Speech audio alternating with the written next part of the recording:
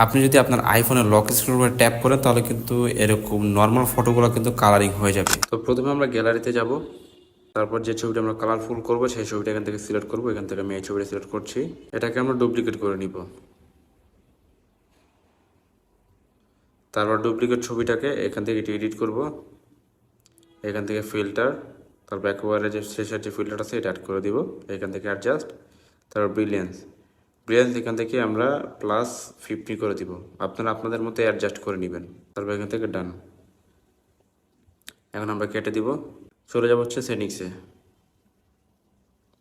এখান থেকে নিচে আসবো ওয়ালপেপার, এখান থেকে অ্যাড নিউ ওয়ালপেপার, তারপর শাফল, তারপর এখান থেকে সিলেক্ট ফটো ম্যানুয়ালি, এখান থেকে পাসওয়ার্ডটা দিয়ে দেবেন, তারপর এখান থেকে কালেকশন, তারপর রিসেন্টলি সেভ, তারপর এই দুটো ফটো আমরা সিলেক্ট করে দিব, তারপর অ্যাড।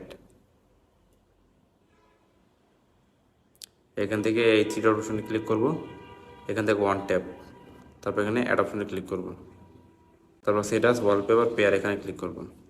তো আমাদের কাজ হয়ে গেছে। এখন আমরা যদি আমাদের স্ক্রিনটা লক করি, তারপর অন করি, দেখতে পাচ্ছেন একটা ট্যাপ করলে কিন্তু আমাদের এই ছবিটা চলে আসবে, আবার একটা ট্যাপ করলে কিন্তু আমাদের ছবির কালারটা পরিবর্তন হয়ে যাবে। তো এইভাবে কিন্তু আপনারা আপনাদের ফোনের ওয়ালপেপার সেট আপ করতে পারবেন, যেটা দেখতে অনেকটা কুল লাগে।